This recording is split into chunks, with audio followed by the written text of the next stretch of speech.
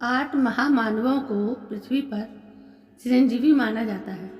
अश्वत्थामा, बलि, व्यास जी, हनुमान जी, विभीषण, परशुराम जी, कृपाचार्य और महामृत्युंजय मंत्र के रचयिता मार्कंडेय जी। हनुमान जी सीता जी को खोजते खोजते अशोक वाटिका पहुंच गए। विभीषण जी से उन्हें लंका के बारे में संक्षिप्त परिचय प्राप्त हो चुका था। पवन सुत ने भगवान श्री राम द्वारा दी हुई मुद्रिका चुपके से गिराई। माता सीता ने उसे तत्काल पहचान लिया, परंतु उन्हें आशंका हुई, कहीं मायावी रावण की यह भी कोई माया तो नहीं है। भगवान श्री राम को यह बात पता थी, इसलिए उन्होंने हनुमान जी को विदा करने से पूर्व ही एक ऐसा रहस्य बताया था जिसे उजागर करने पर माता की आशंका नष्ट हो जाएगी। हनुमान जी ने कहा, अतिशय प्रिय करुणा निधान की। करुणा निधान संसार में सिर्फ माता सीता ही श्री राम को एकांत में कहती थी, उसके अलावा और कोई नहीं। माता ने जब यह सुना तो उन्हें पूर्ण विश्वास हो गया कि यह कोई मायावी वानर नहीं, श्री राम का सेवक ही है। माता ने अपने नाथ का कुशल क्षेम पूछा।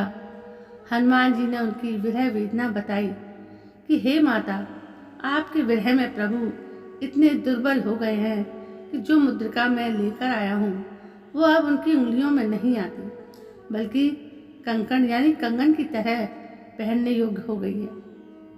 हनुमान जी ने प्रभु का संदेश माता को दिया। माता का कुशल क्षेम पूछा। माता से आज्ञा लेकर वाटिका के फल खाए। हनुमान जी ने फल इसलिए खाए क्योंकि माता को आशंका थी कि हनुमान जी जैसे वानरों के सहयोग से क्या प्रभु रावण को जीत सकेंगे। माता पूछती है कि क्या सारे वानर तुम्हारे ही जैसे हैं? तो हनुमान जी कहते हैं, कुछ मेरे से छोटे भी हैं। तो माता को शंका होती है कि फिर कैसे होगा। हनुमान जी ज्ञानियों के बीच अग्रगण्य हैं, यानी ज्ञानी जनों में भी श्रेष्ठ हैं, इसलिए उनको अपना सामर्थ्य दिखाना आवश्यक हो गया, जिससे माता का भरोसा बढ़े। इसके साथ साथ रामदूत हनुमान जी को शत्रु के मन में श्री राम की शक्ति का प्रदर्शन कर एक चेतावनी भी देनी। राक्षसों के मन में प्रभु का भय ना पैदा करे, ऐसा कैसे संभव था।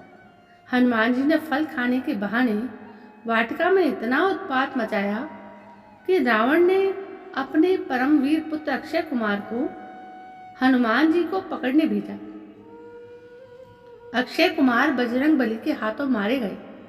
अक्षय जैसे वीर का वध एक वानर ने कर दिया, यह सोचकर रावण घबरा गया।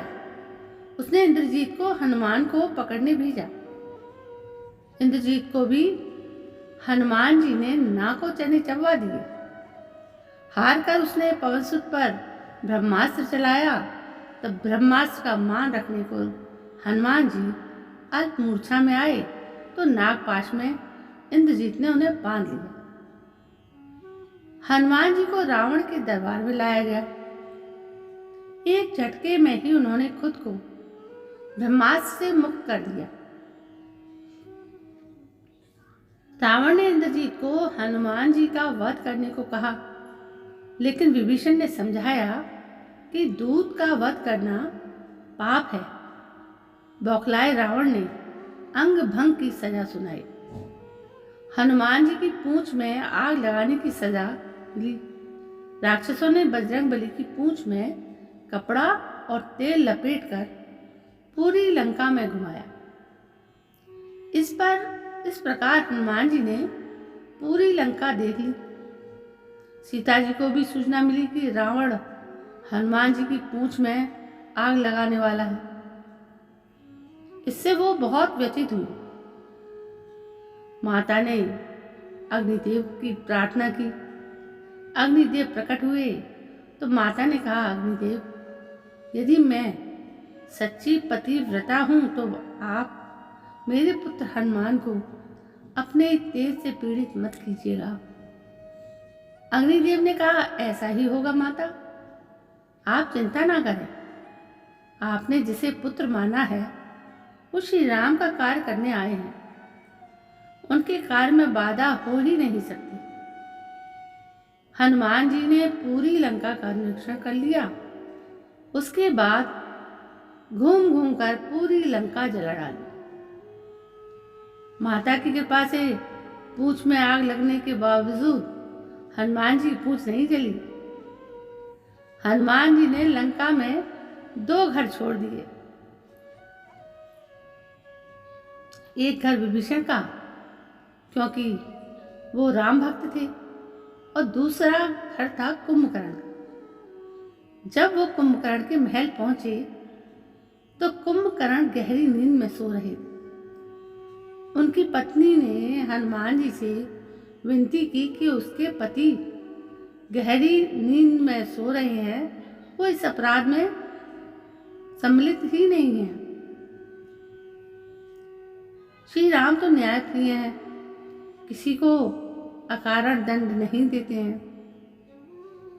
उसने कहा कि सीता हरण में उसके पति की सहमति ही नहीं है, क्योंकि वो तो सो रहे थे, उन्हें कुछ भी ज्ञात नहीं। हनुमान जी ने उनका महल भी नहीं जलाया। पवन सुत तसल्ली से पूरी लंका जला, फिर भी अग्नि अभी शेष थी तो पूंछ की आग बुझाने के लिए पवन सुत समुद्र में गए, और आग बुझाते समय उन्हें अचानक बड़ा पछतावा हुआ। उन्हें लगा कि मैंने पूरी लंका तो जला दी, कहीं अनर्थ ना हो गया हो।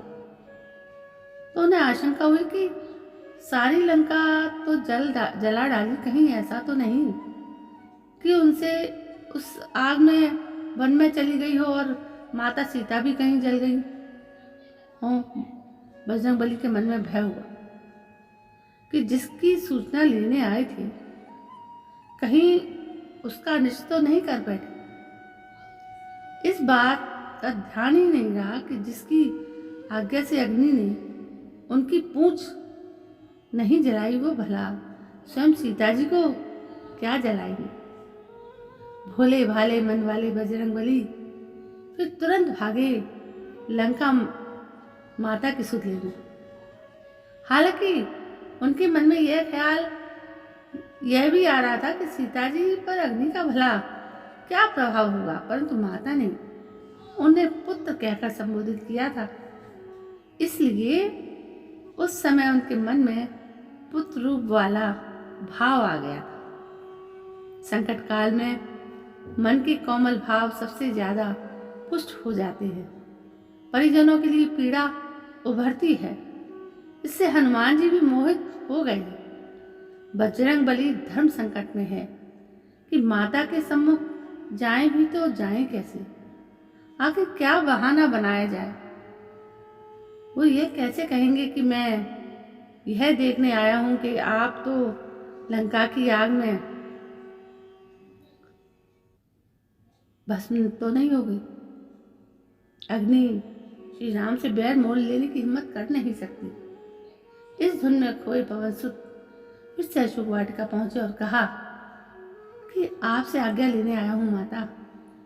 लेकिन माता तो अंतर्यामी ठहरी। हनुमान जी को सकुशल देखकर वो बड़ी प्रसन्न हुई, सब समझ गई। सर्वप्रथम उन्होंने अग्निदेव का आभार व्यक्त किया। अब हनुमान जी पुत्र के भाव से आए हैं और माता ने पढ़ लिया है, तो वो भी अब देवी नहीं एक माता की बात सोच रही हैं। हर माता अपने पुत्र को चिरंजीव और अमर ही कर देना चाहती है। माता सीता भी उसी भाव में है। हनुमान जी को कुशल देखकर इतनी प्रसन्न हुई कि उन्होंने बजरंगबली को अमर होने का वरदान दे दिया।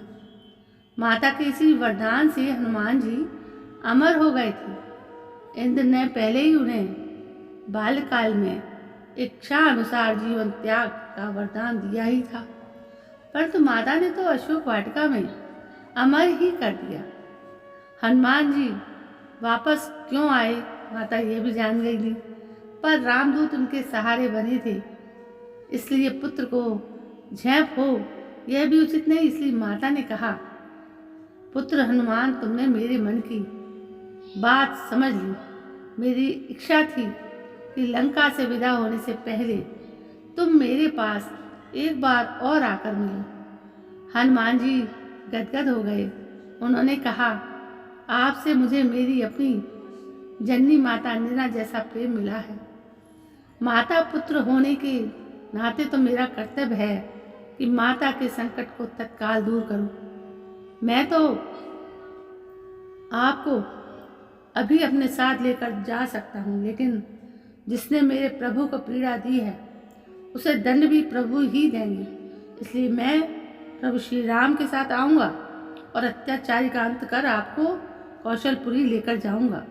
हनुमान जी ने आशीर्वाद लिया और उन्हें वचन दिया कि 1 माह के भीतर वो प्रभु के साथ आकर रावण का नाश कर उन्हें ले जाएंगे।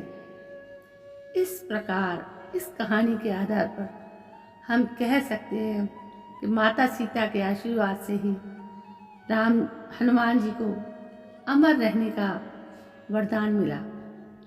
माँ बेटे का संबंध और भाव कुछ ऐसा ही होता है। दोस्तों, ये कहानी आपको कैसी लगी? यदि पसंद आई हो तो प्लीज़ मेरे इस चैनल को सब्सक्राइब जरूर करें, लेकिन आप करते रहिए, मेरा कहना फ़र्ज़ है। कल मैं फिर हाजिर होती, तब तक के लिए जय हिंद, वंदे मातरम।